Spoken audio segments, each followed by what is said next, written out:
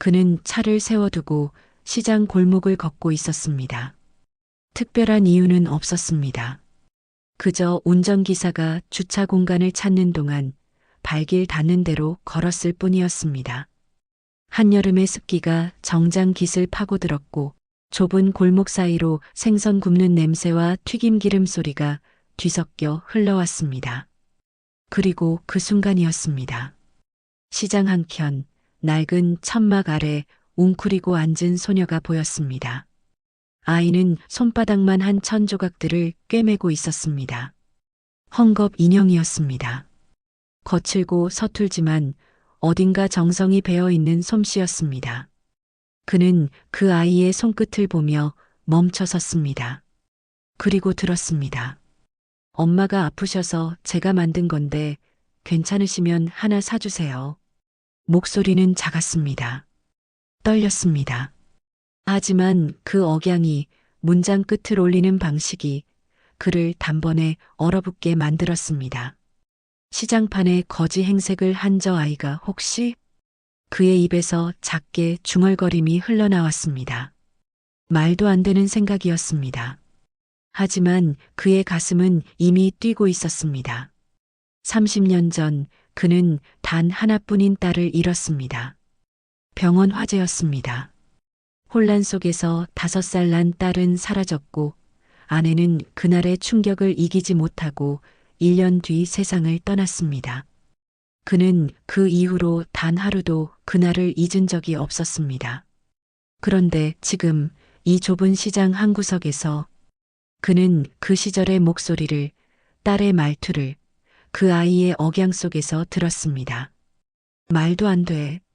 그럴 리 없어. 머릿속으로는 부정했습니다. 하지만 그의 심장은 거짓말을 하지 않았습니다. 손끝이 차가워졌습니다. 입술이 바짝 말랐습니다. 이 아이가 너무 궁금했습니다. 도저히 참을 수 없었습니다. 왜 이 아이의 목소리가 그의 가슴을 이토록 뒤흔드는 걸까요? 왜 이 아이의 손놀림이 그의 기억 속 누군가를 떠올리게 하는 걸까요? 그리고 이 모든 상황이 벌어진 데에는 아주 충격적인 이유가 있었습니다. 그건 단지 우연이 아니었고 단순한 착각도 아니었습니다. 잠시 멈춤. 여러분, 혹시 지금 이 이야기를 어디서 듣고 계신가요? 출퇴근길 지하철에서 혹은 집 침대에 누워서 아니면 일하는 중에 몰래 듣고 계신가요? 댓글로 남겨주세요. 어디에 계신지, 무얼 하면서 듣고 계신지 여러분의 이야기가 궁금합니다. 다시 시작. 그는 그 자리에서 한참을 서 있었습니다. 아이는 고개를 숙인 채 다시 바늘을 들었습니다. 아저씨, 안 사실 거면 비켜주세요. 다른 분들도 지나가셔야 해서요. 그 말에 그는 정신을 차렸습니다. 아니야. 미안하구나. 그는 주머니에서 지갑을 꺼냈습니다. 그리고 그 작은 인형 하나를 샀습니다. 아이는 놀란 듯 눈을 크게 떴습니다. 10,000원짜리 한 장이었지만 그 아이에게는 큰 돈이었을 것입니다. 고맙습니다. 정말 고맙습니다. 아이는 허리를 깊이 숙여 인사했습니다. 그는 그 모습을 보며 가슴 한쪽이 무너지는 것을 느꼈습니다. 그리고 인형을 들어 올렸습니다. 작고 투박한 솜씨로 만들어진 곰 인형. 하지만 그 인형의 목에는 작은 리본이 묶여 있었습니다. 낡은 천으로 만든 연보라색 리본. 이 색깔, 이 매듭 방식. 그는 숨이 막혔습니다. 30년 전 딸이 가장 좋아하던 리본과 똑같았습니다. 아내는 늘 딸의 머리에 그 색 리본을 묶어주곤 했습니다. 우리 서아는 연보라색이 제일 잘 어울려. 그리고 그 리본은 화재 당일 딸이 입고 있던 원피스에도 달려 있었습니다. 이 아이가 정말 그 아이와 관련이 있는 걸까? 그날 이후 그는 그 시장을 다시 찾았습니다.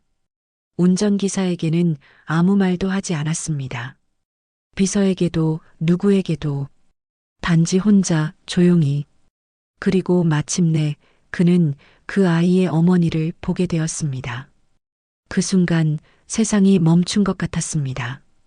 여자의 얼굴, 그 눈매, 그 말투, 모든 것이 30년 전 사라진 그의 딸을 떠올리게 했습니다.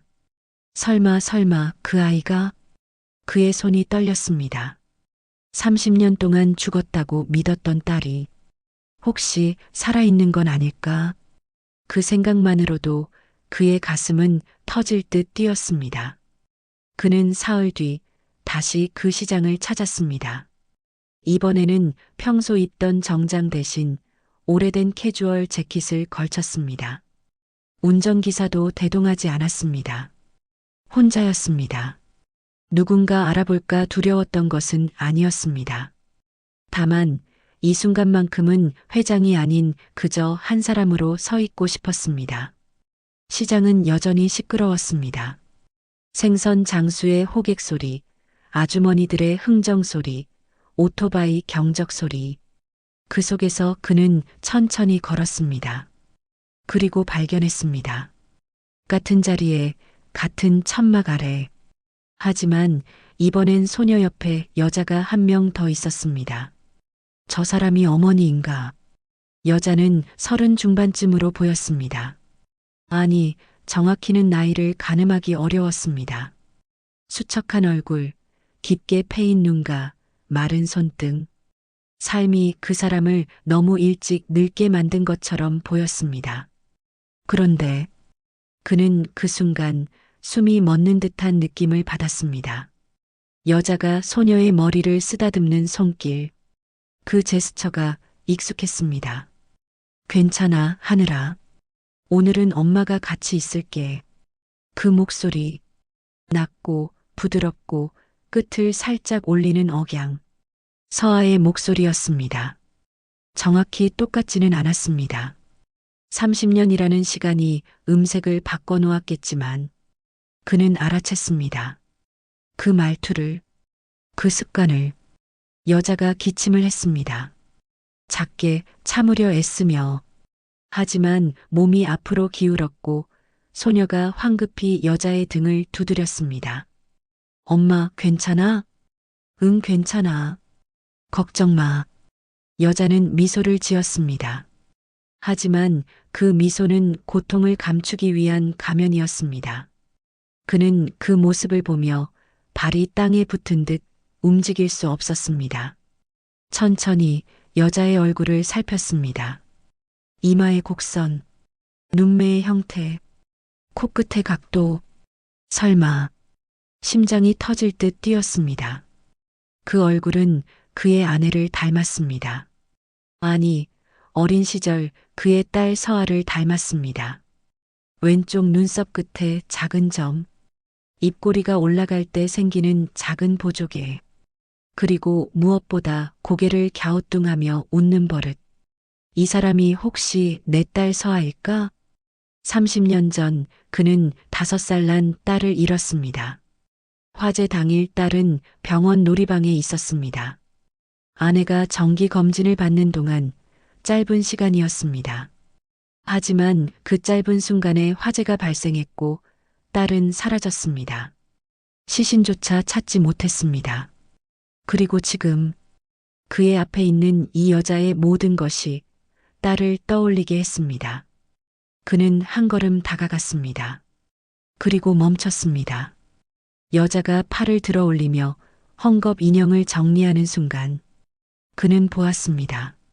여자의 오른쪽 팔뚝, 손목 위쪽에 작은 흉터를. 저건.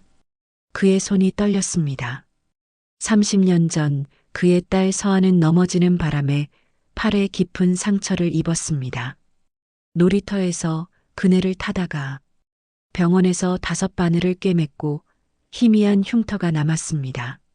아내는 그날 울며 말했습니다. 흉터가 남으면 어떡해. 우리 서아 예쁜데. 그리고 지금 이 여자의 팔에도 그 흉터가 있었습니다. 같은 위치에, 같은 모양으로. 그는 입술을 깨물었습니다. 내 딸이다. 틀림없다. 이성은 여전히 부정하려 했습니다. 하지만 그의 가슴은 이미 알고 있었습니다. 30년 동안 죽었다고 믿었던 그의 딸이 지금 그의 눈앞에서 살아 숨쉬고 있었습니다. 그때 소녀가 그를 보았습니다. 아, 아저씨, 지난번에 인형 사주신 분이시죠? 아이는 환하게 웃었습니다. 그 웃음이 그를 무너뜨렸습니다. 엄마, 이 아저씨가 지난번에 10,000원이나 주고 사가셨어요. 여자가 고개를 들었습니다. 그리고 그와 눈이 마주쳤습니다. 짧은 순간이었습니다. 하지만 그 시선 속에는 아무것도 없었습니다. 알아봄도 의심도 경계도 그저 낯선 손님을 대하는 예의만이 있었습니다. 아, 그러셨어요? 감사합니다. 여자는 가볍게 고개를 숙였습니다. 그는 그 순간 무언가가 가슴속에서 무너지는 소리를 들었습니다. 이 아이는 나를 모른다. 당연했습니다. 30년이라는 시간은 모든 것을 바꿔놓기에 충분했습니다. 5살의 기억조차 희미할 것이었습니다. 하지만 그 사실이 그의 가슴을 더욱 아프게 만들었습니다. 그는 주머니에 손을 넣었습니다. 그리고 천천히 입을 열었습니다. 저기 혹시 괜찮으시다면 인형 몇 개 더 살 수 있을까요? 여자가 놀란 듯 눈을 깜빡였습니다. 아, 네, 물론이죠. 그는 그날 인형 5개를 샀습니다. 그리고 돌아서며 마지막으로 한 번 더 뒤를 돌아보았습니다. 여자와 소녀는 서로를 보며 웃고 있었습니다. 가난하지만 따뜻한 미소였습니다. 그는 그 모습을 가슴에 새기고 천천히 걸음을 옮겼습니다. 이제 어떻게 해야 할까? 확인해야 했습니다. 확신을 가져야 했습니다. 그리고 만약 정말 그의 딸이라면 30년 만에 어떻게 다가가야 할까? 그의 머릿속은 복잡했습니다. 하지만 한 가지는 분명했습니다. 놓칠 수 없다. 30년 전처럼 다시는. 그는 차에 올라타며 비서에게 전화를 걸었습니다. 최 비서, 조용히 조사 좀 해줘. 남대문 시장 3구역 헝겊 인형 파는 모녀. 가능한 모든 정보를 수집해. 알겠습니다, 회장님. 전화를 끊고 그는 창밖을 바라보았습니다. 서울의 거리가 흘러갔습니다. 하지만 그의 시선은 여전히 그 시장 골목에 머물러 있었습니다. 서아야, 정말 내가 맞니?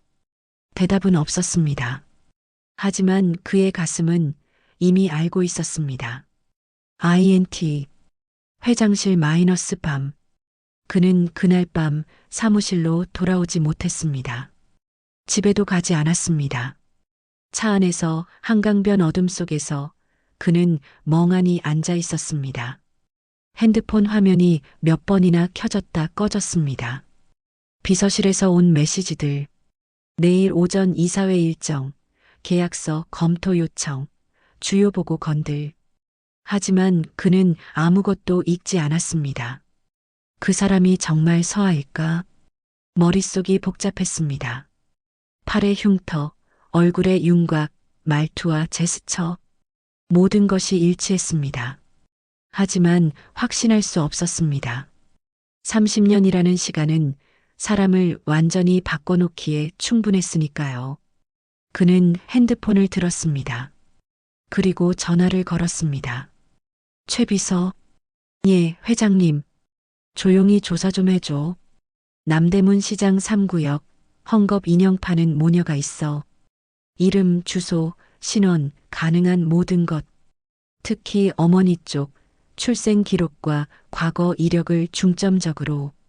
알겠습니다. 최 비서는 더 묻지 않았습니다. 20년을 함께 일한 사람이었습니다. 그의 침묵이 무엇을 의미하는지 알고 있었습니다. INT 회장실 마이너스 4일 후 보고서가 올라왔습니다. A사 용지 13장. 그는 그것을 펼쳤습니다. 그리고 천천히 한 글자 한 글자 읽어 내려갔습니다. 대상자 윤지혜, 여 35세. 거주지 서울시 관악구 봉천동 쪽방촌. 직업 무직 건강 악화로 인한 경제활동 불가. 동거인 딸 최하늘 8세. 그는 숨을 깊이 들이켰습니다. 윤지혜. 그 이름은 낯설었습니다. 그의 딸의 이름은 박서아였습니다. 하지만 보고서는 계속되었습니다. 특이사항. 마이너스 대상자는 신원 기록상 만 7세부터 존재. 마이너스 그 이전 기록 전무. 마이너스 경기도 소재 사랑이직 고아원 출신. 마이너스 고아원 기록 1998년 4월 신원 미상 여아로 입소. 당시 만 7세 추정. 마이너스 본인 진술 어린 시절 기억이 전혀 없음.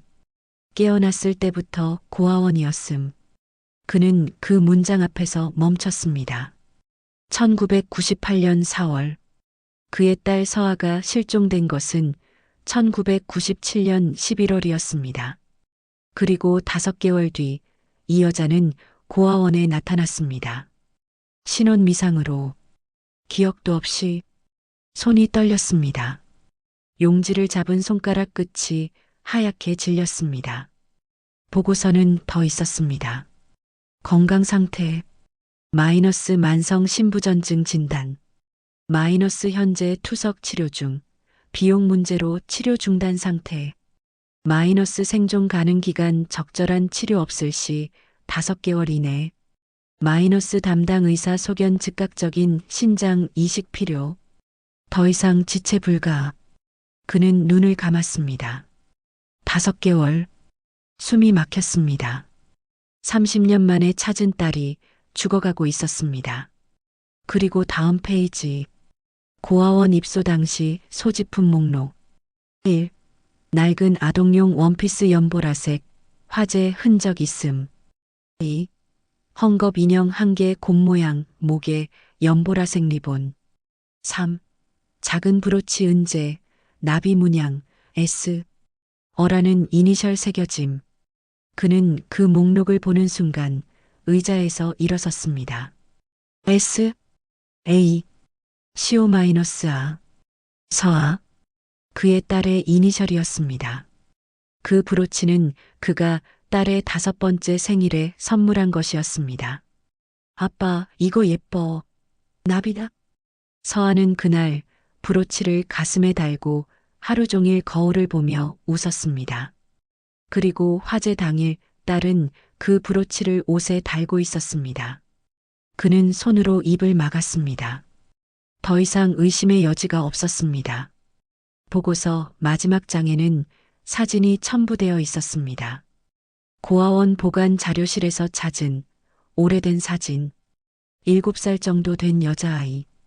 고아원 현관에서 낡은 헝겊곰 인형을 안고 있는 그 아이의 눈빛은 공허했습니다.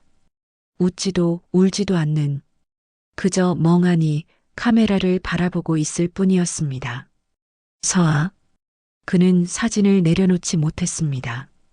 그저 오래도록 그 아이의 얼굴을 들여다보았습니다. 이 아이가 내 딸이 맞구나. 30년 동안 그는 이 아이가 죽었다고 믿었습니다. 장례도 치렀습니다. 비석도 세웠습니다. 하지만 이 아이는 살아 있었습니다. 기억도 없이, 이름도 잃은 채 고아원에서, 그리고 거리에서 혼자 살아남았습니다. 그는 보고서를 천천히 덮었습니다. 그리고 책상 서랍을 열었습니다. 거기에는 30년 전 아내가 남긴 앨범이 있었습니다. 그는 그것을 꺼내 첫 페이지를 펼쳤습니다.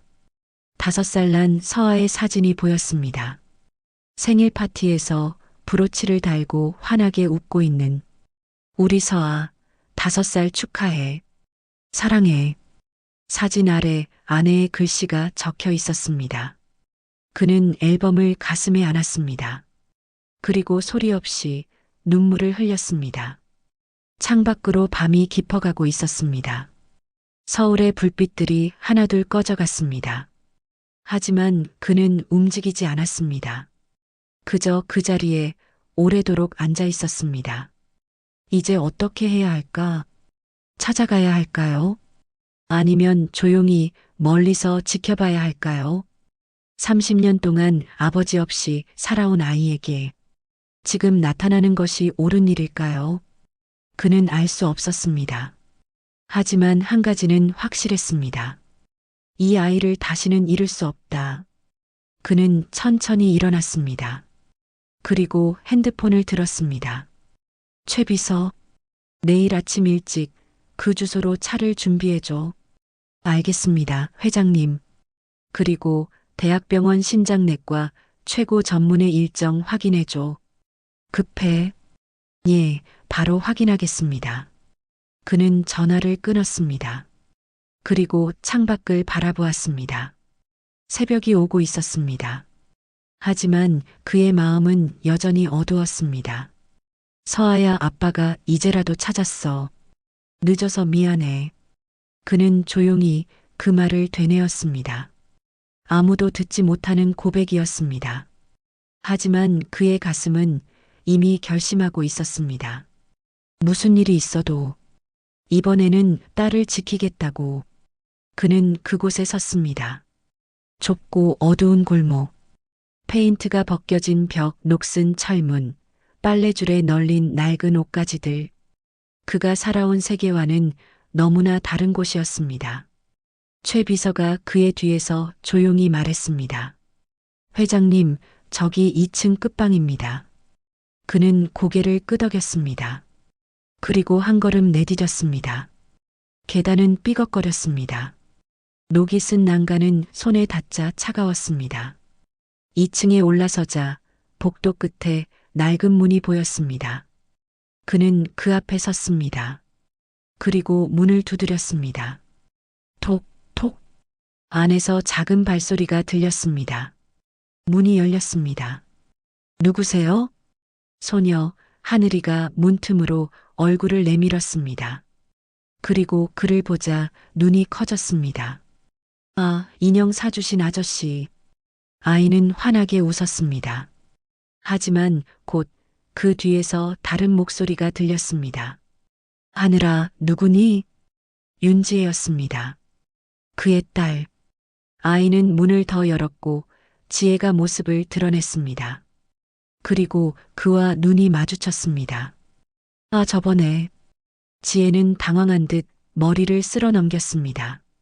죄송해요. 집이 좀 지저분해서 무슨 일이세요? 그는 입을 열려 했습니다. 하지만 말이 나오지 않았습니다. 뭐라고 말해야 할까? 당신은 제 딸입니다라고 말할 수 있을까요? 30년 전 제가 잃어버린 아이입니다라고 말할 수 있을까요? 그는 천천히 입을 열었습니다. 저 혹시 시간 좀 내주실 수 있으세요? 드릴 말씀이 있어서요. 지혜는 의아한 표정을 지었습니다. 말씀이요? 중요한 이야기입니다. 부탁드립니다. 그는 최대한 차분하게 말했습니다. 지혜는 잠시 망설이다가 고개를 끄덕였습니다. 하늘아, 엄마랑 아저씨가 잠깐 얘기 좀 할게. 안에 들어가 있어. 네, 엄마. 하늘이는 안으로 들어갔고 지혜는 문을 살짝 닫았습니다. 그리고 복도로 나왔습니다. 여기서 말씀하세요. 지혜의 목소리는 조심스러웠습니다. 경계하고 있었습니다. 당연했습니다. 낯선 중년 남자가 집까지 찾아온 것입니다. 그는 깊게 숨을 들이켰습니다. 윤지혜 씨 맞으시죠? 네. 혹시 어릴 적 기억이 있으신가요? 지혜의 표정이 굳었습니다. 그게 무슨 고아원 출신이시죠? 사랑의 집. 지혜가 한 걸음 뒤로 물러섰습니다. 어떻게 제 개인정보를 어떻게 아세요? 목소리가 떨렸습니다. 그는 손을 들어 올렸습니다. 놀라게 해드려서 죄송합니다. 하지만 제 말을 들어주세요. 싫어요. 나가주세요. 지혜는 단호하게 말했습니다. 저는 경찰 부를 수도 있어요. 지금 당장. 저는 박태준입니다. 그는 조용히 말했습니다. 한서그룹 회장. 지혜가 멈췄습니다. 그리고 당신의 아버지일 가능성이 높습니다. 순간 정적이 흘렀습니다. 지혜는 그를 멍하니 바라보았습니다. 뭐라고요? 30년 전 저는 딸을 잃었습니다. 병원 화재 사고로. 그 아이의 이름은 박서아였습니다. 당시 5살이었습니다. 그는 주머니에서 봉투 하나를 꺼냈습니다. 이것 좀 보세요. 고아원 입소 기록, 그리고 당신이 가지고 있던 소지품 목록입니다. 지혜는 떨리는 손으로 봉투를 받았습니다. 그리고 천천히 서류를 꺼내 읽기 시작했습니다. 그는 그 모습을 조용히 지켜보았습니다. 지혜의 얼굴이 점점 창백해졌습니다. 이게 무슨... 브로치에 새겨진 S? 어라는 이니셜. 그건 서아, 제 딸의 이름입니다. 그리고 연보라색 리본이 달린 헝겊곰 인형도 제가 딸에게 준 것입니다. 지혜가 고개를 들었습니다. 눈가가 붉어져 있었습니다. 거짓말이에요. 이건 이럴 리 없어요. 저도 믿고 싶지 않았습니다. 하지만 모든 증거가 일치합니다. 그는 한 걸음 다가갔습니다. 그리고 무엇보다 당신을 보는 순간 저는 알았습니다. 당신의 눈매, 당신의 말투, 팔에 있는 흉터까지 모든 것이 제 딸 서아와 같습니다. 지혜는 뒤로 물러서며 고개를 저었습니다. 아니에요. 저는 그냥 윤지혜예요. 아무것도 아닌 사람이에요. 아닙니다. 아무도 찾아오지 않았어요. 30년 동안 아무도. 지혜의 목소리가 떨렸습니다. 저는 혼자였어요.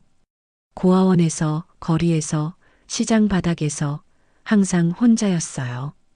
그런데 지금 와서 아버지라고요? 눈물이 흘러내렸습니다. 그는 가슴이 무너지는 것을 느꼈습니다. 윤지혜 씨, 저 좀 내버려 두세요. 제발. 지혜는 돌아서려 했습니다. 그때 안에서 하늘이의 목소리가 들렸습니다. 엄마, 어디가? 지혜가 멈춰섰습니다. 그리고 문 쪽을 돌아보았습니다. 하늘이가 문을 열고 나왔습니다. 엄마, 왜 울어? 무슨 일 있어? 아이는 지혜에게 달려가 안겼습니다. 지혜는 아이를 꼭 껴안았습니다. 괜찮아, 엄마 괜찮아. 그는 그 모습을 보며 한 걸음 물러섰습니다. 내가 너무 성급했다. 30년의 공백을 단 몇 마디 말로 메울 수는 없었습니다. 그는 조용히 말했습니다. 죄송합니다. 제가 너무 급했습니다. 지혜는 고개를 들지 않았습니다. 그저 아이를 안은 채 떨고 있었습니다. 그는 주머니에서 명함 한 장을 꺼냈습니다. 그리고 난간 위에 조용히 올려놓았습니다. 생각할 시간을 드리겠습니다. 하지만 한 가지만 기억해 주세요. 그는 잠시 멈췄습니다. 당신의 병, 저도 알고 있습니다. 도와드리고 싶습니다. 제발 연락 주세요. 지혜가 고개를 들었습니다. 눈물 가득한 눈으로 그를 바라보았습니다. 그는 더 이상 말하지 않았습니다. 그저 천천히 계단을 내려갔습니다. 뒤에서 하늘이의 목소리가 들렸습니다. 엄마, 저 아저씨 누구야? 몰라. 엄마도 잘 모르겠어. 그는 골목을 빠져나왔습니다. 그리고 차에 올라탔습니다. 최 비서가 조심스럽게 물었습니다. 회장님 괜찮으십니까? 그는 대답하지 않았습니다. 그저 창밖을 바라보았습니다. 기다려야 한다. 그 아이가 스스로 결정할 때까지. 하지만 시간이 많지 않았습니다. 5개월. 그 전에 반드시 설득해야 했습니다. 그는 눈을 감았습니다. 그리고 조용히 기도했습니다. 제발 연락해줘, 서아야. 차는 천천히 골목을 빠져나갔습니다. 뒤에 남겨진 쪽방촌은 여전히 어둡고 좁았습니다. 하지만 그의 마음속에는 아직 희망이 남아 있었습니다. 일주일이 지났습니다. 연락은 오지 않았습니다. 그는 매일 핸드폰을 확인했습니다. 회의 중에도 식사 중에도 잠들기 전에도. 하지만 화면에는 아무것도 뜨지 않았습니다. 최 비서가 조심스럽게 보고했습니다. 회장님, 대상자가 병원 치료를 중단한 지 3주가 지났습니다. 상태가 많이 악화되었다고 합니다. 그는 주먹을 쥐었습니다. 계속 지켜봐. 혹시라도 응급 상황이 발생하면 즉시 보고해. 알겠습니다. 그는 창밖을 바라보았습니다. 왜 연락하지 않는 걸까? 자존심 때문일까요? 아니면 정말로 자신을 믿지 못하는 걸까요? 그날 밤이었습니다. 새벽 2시 핸드폰이 울렸습니다. 그는 벌떡 일어났습니다. 최 비서, 회장님, 응급 상황입니다. 대상자가 쓰러졌습니다. 지금 119로 이송 중입니다. 그는 옷도 제대로 걸치지 못한 채 밖으로 뛰쳐나갔습니다. 그는 복도를 달렸습니다. 응급실 앞. 거기에 하늘이가 앉아 있었습니다. 혼자 작고 떨리는 어깨로. 아이는 울고 있었습니다. 그는 그 앞에 무릎을 꿇었습니다. 하늘아. 아이가 고개를 들었습니다. 눈이 빨갛게 충혈되어 있었습니다. 아저씨, 엄마가 안 깨어나요. 아이의 목소리는 떨렸습니다. 그는 아이를 꼭 안았습니다. 괜찮아. 엄마 괜찮을 거야. 하지만 그의 목소리도 떨리고 있었습니다. 그때 응급실 문이 열렸습니다. 의사가 나왔습니다. 그는 일어났습니다. 어떻습니까? 보호자 되시나요? 네, 그렇습니다. 의사는 심각한 표정으로 말했습니다. 심부전증이 급격히 악화되었습니다. 즉시 투석이 필요하지만 환자분 상태로는 단순 투석만으로는 버티기 어렵습니다. 그럼 어떻게 해야 합니까? 신장 이식이 유일한 방법입니다. 하지만 적합한 기증자를 찾기까지 시간이. 제 것을 쓰세요. 그는 단호하게 말했습니다. 의사가 놀란 듯 그를 보았습니다. 죄송하지만 혈액형부터 조직 적합성까지 여러 검사가 다 하겠습니다. 지금 당장 검사해 주세요. 그는 소매를 걷어 올렸습니다. 의사는 잠시 망설이다가 고개를 끄덕였습니다. 알겠습니다. 체열실로 안내해 드리겠습니다. 검사 결과가 나왔습니다. 의사는 놀란 표정으로 그를 보았습니다. 이건 정말 놀라운 일입니다. 결과가 어떻습니까? HLA 적합도 99.998%입니다. 이 정도면 거의 직계 가족 수준입니다. 의사는 서류를 넘기며 말했습니다. 추가 유전자 검사 결과도 나왔는데 부녀 관계로 확인됩니다. 그는 그 말을 듣는 순간 무릎이 풀렸습니다. 99.998%. 더 이상 의심의 여지가 없었습니다. 그는 벽에 기대었습니다. 30년 동안 죽었다고 믿었던 그의 딸이 지금 저 문 너머에서 죽어가고 있었습니다. 수술은 언제 가능합니까? 그의 목소리는 차분했습니다.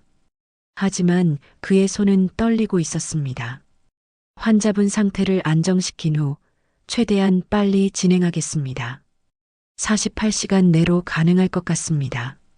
알겠습니다. 준비해 주세요. 의사가 나가고 그는 혼자 남았습니다. 복도는 조용했습니다. 그는 천천히 중환자실 문 앞으로 걸어갔습니다. 유리창 너머로 지혜가 보였습니다. 수많은 기계에 연결된 채 눈을 감고 누워 있었습니다. 그는 유리에 손을 댔습니다. 미안해, 서아야.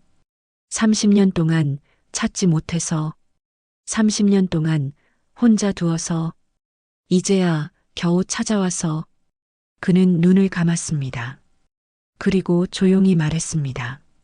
아빠가 늦었어. 정말 미안해. 수술 날이었습니다. 그는 수술복을 입고 침대에 누워 있었습니다. 간호사가 링거를 연결했습니다. 회장님, 긴장되시죠? 괜찮으세요? 그는 고개를 끄덕였습니다. 괜찮습니다. 복도 끝에서 하늘이가 달려왔습니다. 아저씨. 아이는 그의 침대 옆에 섰습니다. 아저씨, 정말 엄마 살릴 수 있어요? 눈에 눈물이 가득했습니다. 그는 아이의 손을 잡았습니다. 그럼, 약속할게. 고마워요. 정말 고마워요. 아이는 그의 손을 꼭 쥐었습니다. 그때 최 비서가 다가왔습니다.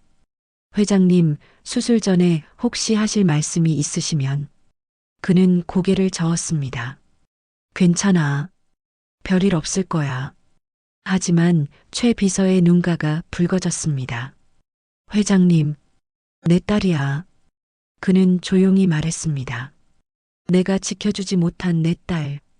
이제라도 지켜주고 싶어? 최 비서는 고개를 숙였습니다. 꼭 무사히 돌아오십시오. 수술실 문이 열렸습니다. 간호사가 침대를 밀기 시작했습니다. 그는 천장을 바라보았습니다. 하얀 천장, 형광등 불빛이 지나갔습니다. 서아야, 조금만 기다려. 아빠가 곧 갈게. 수술실 문이 닫혔습니다. 그리고 마취가 시작되었습니다. 그는 천천히 눈을 감았습니다. 마지막으로 떠올린 것은 30년 전 처음 유치원에 데려다 주던 날, 작은 손을 잡고 걸었던 그 아침. 아빠, 나 유치원 무서워. 괜찮아, 서아야. 아빠가 있잖아. 그날 그는 딸의 손을 놓지 않았습니다. 하지만 화재 그날, 그는 딸의 손을 놓쳤습니다.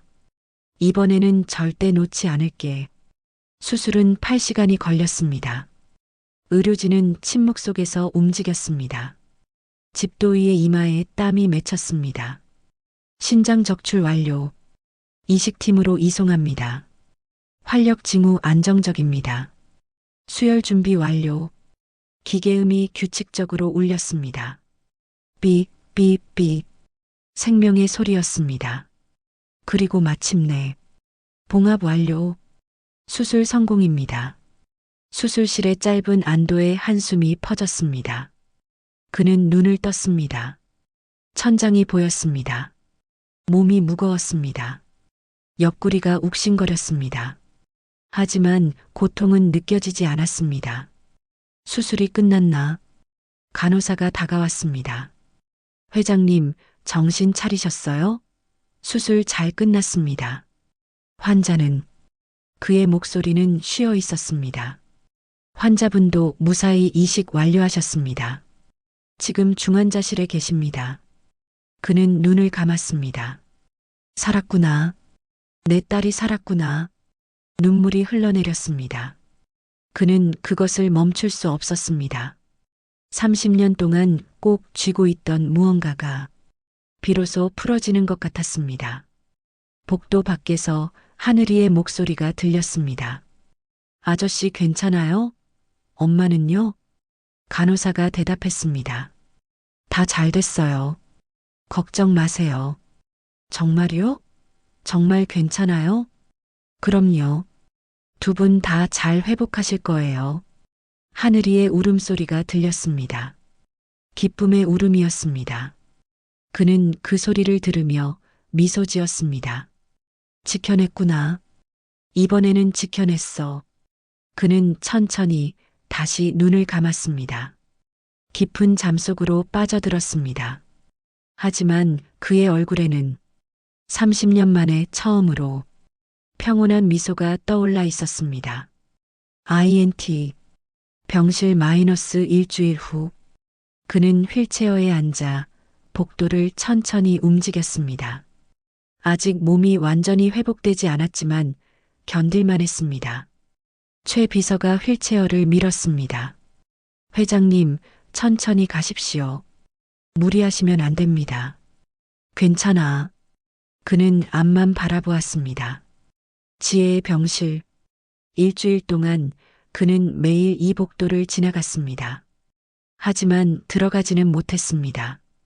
의료진이 면회를 제안했기 때문이기도 했지만 무엇보다 두려웠습니다. 깨어나면 뭐라고 말해야 할까? 병실 문 앞에 섰습니다. 안에서 하늘이의 목소리가 들렸습니다. 엄마, 오늘은 좀 어때? 아직도 아파? 그는 문을 살짝 밀었습니다. 그리고 안을 들여다보았습니다. 지혜가 침대에 반쯤 기대어 앉아 있었습니다.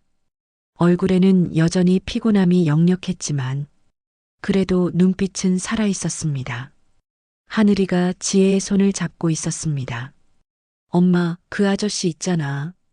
신장 주신 분. 오늘도 복도에 계시더라. 지혜가 고개를 들었습니다. 그래. 응. 매일 와. 근데 들어오진 않으셔. 왜 그러시는 걸까? 지혜는 대답하지 않았습니다. 그저 창밖을 바라보았습니다. 그는 조용히 문을 밀고 들어갔습니다. 실례하겠습니다. 지혜가 그를 보았습니다. 그리고 하늘이가 환하게 웃었습니다. 아저씨, 들어오세요. 그는 휠체어를 타고 천천히 들어갔습니다. 지혜는 그를 바라보았습니다.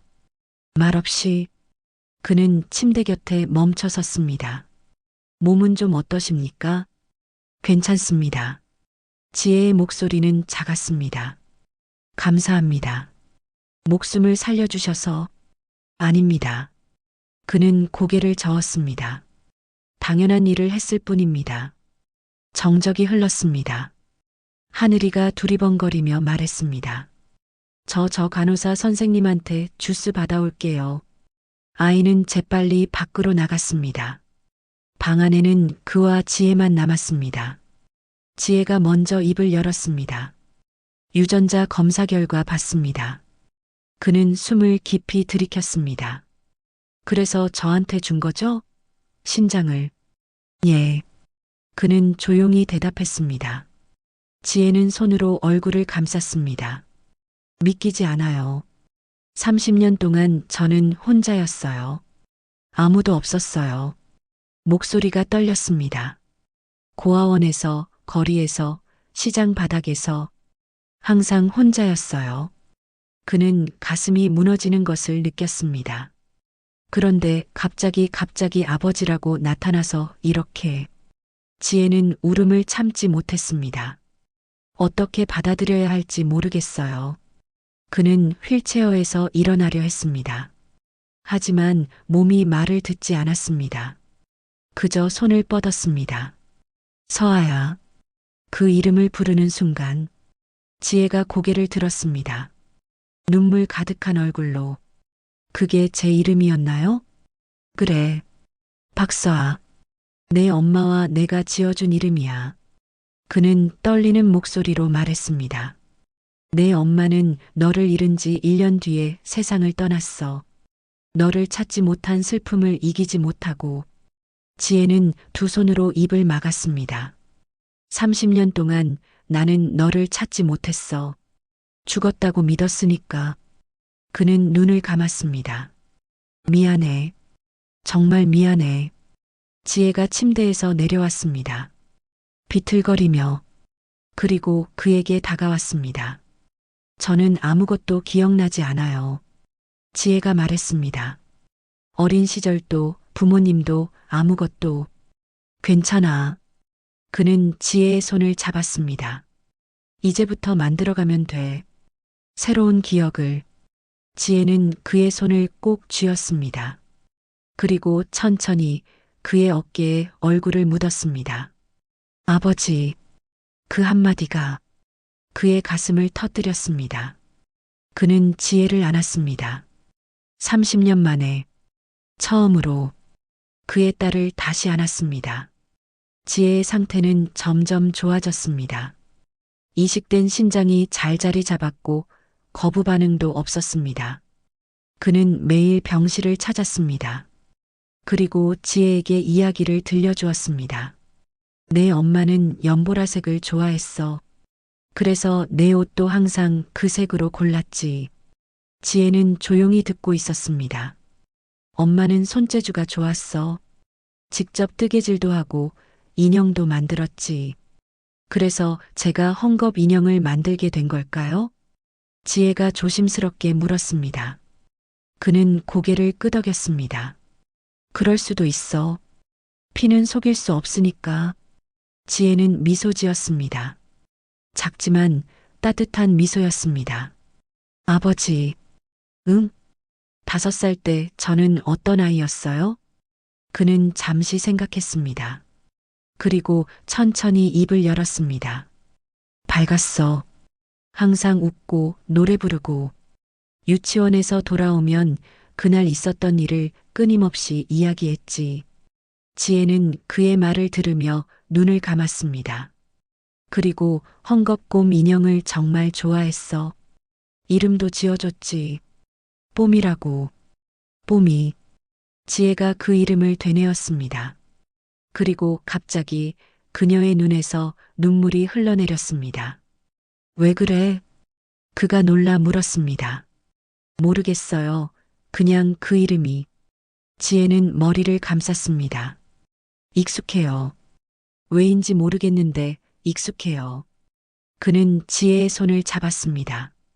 천천히. 서두르지 않아도 돼. 그날 밤 지혜는 꿈을 꾸었습니다. 간호사가 그를 급히 불렀고 그는 병실로 달려갔습니다. 지혜는 침대에서 떨고 있었습니다. 서아야. 그는 지혜의 손을 잡았습니다. 괜찮아. 아빠가 여기 있어. 지혜가 천천히 눈을 떴습니다. 아버지. 응, 무슨 꿈 꿨니? 지혜는 잠시 망설이다가 입을 열었습니다.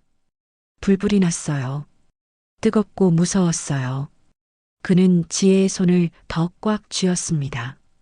연기 냄새도 나고 사람들이 소리 지르는 것도 들렸어요. 서아야. 그리고 누군가 제 손을 잡았어요. 아주 큰 손이었어요. 지혜는 눈물을 흘렸습니다. 그 사람이 괜찮아, 서아야. 아빠가 있잖아라고 말했어요. 그는 숨을 죽였습니다. 하지만 그 손이 놓아졌어요. 갑자기. 그리고 저는 혼자가 됐어요. 지혜는 흐느꼈습니다. 무서웠어요. 너무 무서웠어요. 그는 지혜를 안았습니다. 미안해.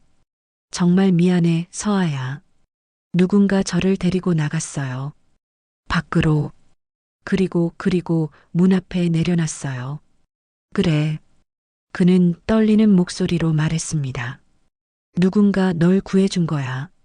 그래서 내가 살아남은 거야. 지혜는 그의 품에서 울었습니다. 오래도록. 그리고 그는 딸을 안은 채 함께 울었습니다. 30년 동안 흘리지 못했던 눈물을. 창밖으로 새벽빛이 들어왔습니다. 그는 그 빛을 바라보았습니다.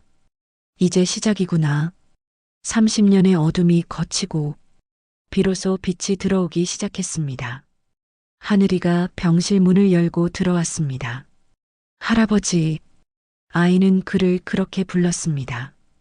그는 그 호칭에 가슴이 뭉클했습니다. 응, 하늘아. 엄마 괜찮아요? 그럼. 엄마 잘 주무시고 계셔. 하늘이는 그와 지혜를 보며 환하게 웃었습니다. 우리 이제 가족이 된 거죠? 그는 고개를 끄덕였습니다.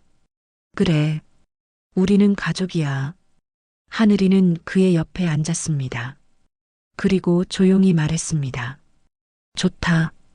이제 엄마 아프지 않고 할아버지도 생기고. 그는 아이의 머리를 쓰다듬었습니다. 그래. 이제 시작이야. 우리의 새로운 시작. 지혜가 눈을 떴습니다. 그리고 그와 하늘이를 보며 미소 지었습니다. 아버지 하늘아. 응, 서아야. 이제 집에 가도 돼요? 그는 딸의 손을 잡았습니다. 그럼. 이제 집에 가자. 우리 집으로. 세 사람은 서로를 보며 웃었습니다. 30년 만에 다시 만난 가족. 그리고 새롭게 시작될 이야기. 창밖으로 아침 햇살이 쏟아져 들어왔습니다. 차는 천천히 긴 진입로를 따라 올라갔습니다. 뒷좌석에서 지혜는 창밖을 바라보았습니다. 넓은 정원, 분수, 그리고 저 멀리 보이는 저택. 그녀의 눈은 커졌습니다. 여기가 아버지 집이에요? 응. 이제 내 집이기도 해. 그가 조용히 대답했습니다. 옆자리에서 하늘이가 창문에 얼굴을 붙였습니다. 엄마, 엄마, 정원 봐. 너무 커. 아이의 목소리는 신이 나 있었습니다. 차가 현관 앞에 멈췄습니다. 집사가 문을 열었습니다. 회장님, 돌아오셨습니다. 고맙네. 그는 먼저 내려 지혜에게 손을 내밀었습니다. 지혜는 잠시 망설이다가 그의 손을 잡았습니다. 그리고 천천히 차에서 내렸습니다. 아직 몸이 완전히 회복되지 않아 걸음이 조심스러웠습니다. 하늘이는 벌써 뛰어내려 정원을 둘러보고 있었습니다. 엄마, 여기 진짜 예뻐. 지혜는 미소 지었습니다. 하지만 그 미소 뒤에는 불안함이 섞여 있었습니다. 그는 그것을 알아챘습니다. 그들은 거실로 들어왔습니다. 넓은 공간, 높은 천장, 샹들리에. 지혜는 그 모든 것이 낯설었습니다. 그녀는 작게 말했습니다. 너무 크네요. 처음에는 그럴 거야. 그가 말했습니다. 하지만 곧 익숙해질 거야. 여기는 내가 태어난 집이니까. 지혜가 그를 보았습니다. 제가 여기서 태어났어요? 그래. 2층 끝방. 내 방이 아직 그대로 있어. 그는 계단을 가리켰습니다. 보여줄까? 지혜는 천천히 고개를 끄덕였습니다. 그는 문을 열었습니다. 방 안은 시간이 멈춘 듯 했습니다. 분홍색 벽지, 작은 침대, 책상 위에 크레파스. 그리고 선반 위에 낡은 헝겊곰 인형이 놓여 있었습니다. 지혜는 그 인형을 보는 순간 멈춰 섰습니다. 저게 뽐이야. 내가 가지고 있던 인형의 쌍둥이지. 엄마가 2개를 만들었거든. 하나는 내가 가지고 하나는 여기 두고. 그는 인형을 들어 올렸습니다. 그리고 지혜에게 건넸습니다. 지혜는 떨리는 손으로 인형을 받았습니다. 그리고 그것을 가슴에 안았습니다. 이상해요. 그녀가 속삭였습니다. 처음 보는데 왜 이렇게 익숙할까요? 눈물이 흘러내렸습니다. 그는 딸의 어깨를 감쌌습니다. 괜찮아. 천천히 기억해가면 돼. 하늘이가 방 안으로 뛰어들어왔습니다. 엄마, 여기가 엄마 방이었어? 응, 그런 것 같아. 지혜는 눈물을 닦으며 말했습니다. 하늘아, 여기 예쁘지?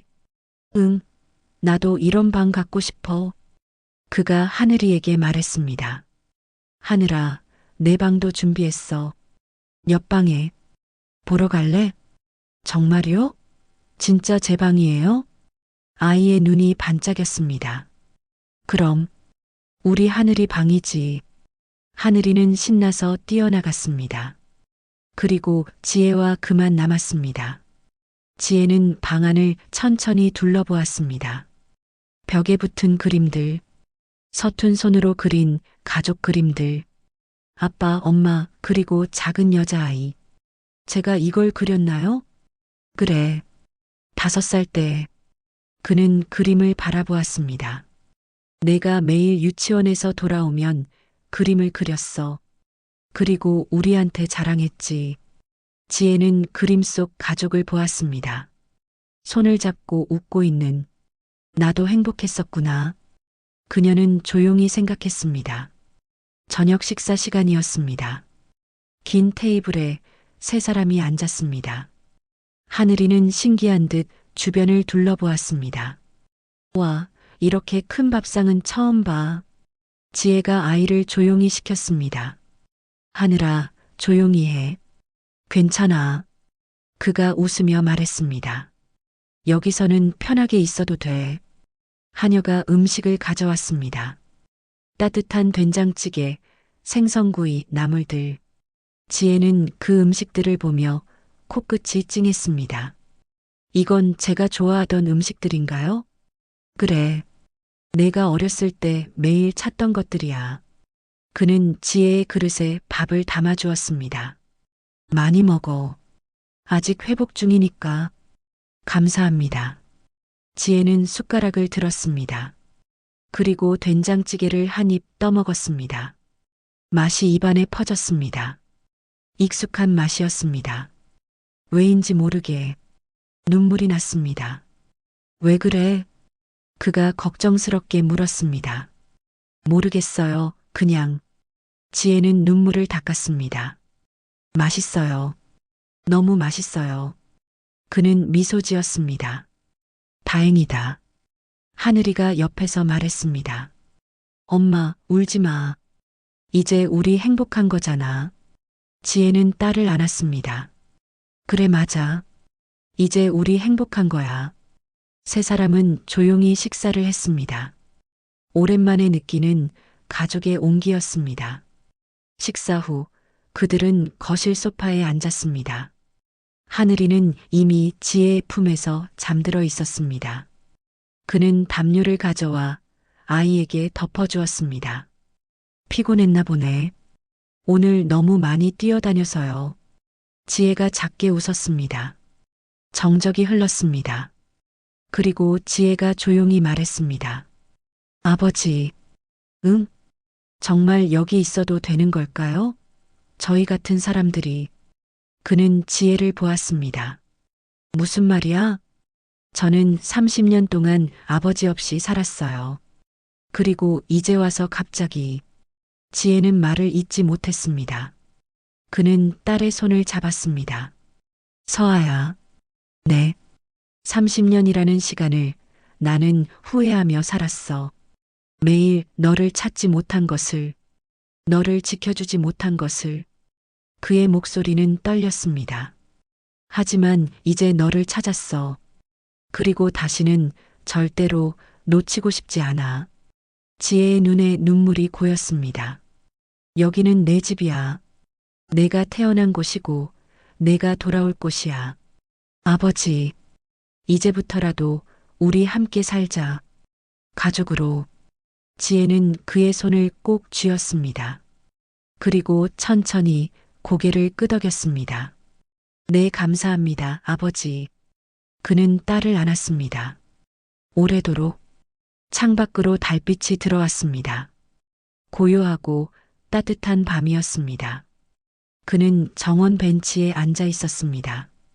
멀리서 하늘이가 뛰어노는 모습이 보였습니다. 지혜가 그 뒤를 천천히 따라가며 웃고 있었습니다. 최 비서가 다가왔습니다. 회장님, 오늘 이사회 자료입니다. 여기 두게. 그는 서류를 받지 않고 말했습니다. 나중에 볼게. 최 비서는 놀란 표정을 지었습니다. 회장님 괜찮으십니까? 괜찮아. 아니, 괜찮은 정도가 아니야. 그는 미소 지었습니다. 정말 좋아.